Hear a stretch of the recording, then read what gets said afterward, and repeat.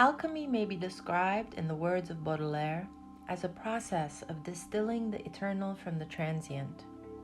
As the art of transmutation par excellence, the classical applications of alchemy have always been twofold: chrysopoeia and apotheosis, gold-making and god-making, the perfection of metals and mortals.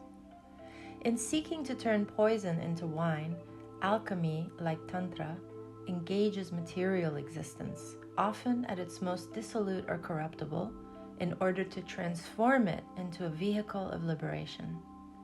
Like theurgy, it seeks not only personal liberation, the redemption of the soul from the cycles of generation and corruption, but also the liberation or perfection of nature herself through participation in the cosmic demiurgy. In its highest sense, therefore, alchemy conforms to what Lurianic Kabbalists would call tikkun, the restoration of the world.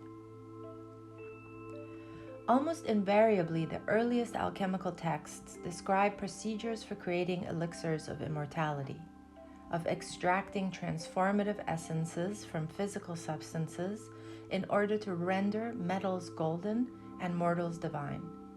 Through this, the earliest alchemists innovated physical processes such as distillation and fermentation, extraction and refinement, and the analysis and synthesis of various chemical substances. However, it must not be forgotten that the earliest contexts of material alchemy were not proto-scientific but ritualistic. Whether one looks at the Taijing tradition of 3rd to 6th century China, the Siddha traditions of early medieval India, or the magical and theurgical milieu of Hellenistic Egypt, the most concrete alchemical practices were always inseparable from ritual invocations to and supplications of the divinities whose ranks the alchemist wished to enter. Moreover, in East and West alike, the alchemical techniques themselves were allegedly passed down from divinity to humanity. Alchemy was a divine art.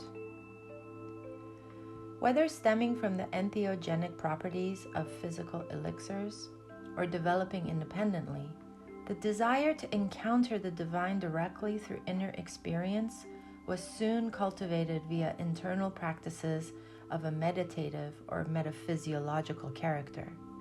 Here, the elixir began to be generated within the vessels of the human body in order to transform it into an alchemical body of glory.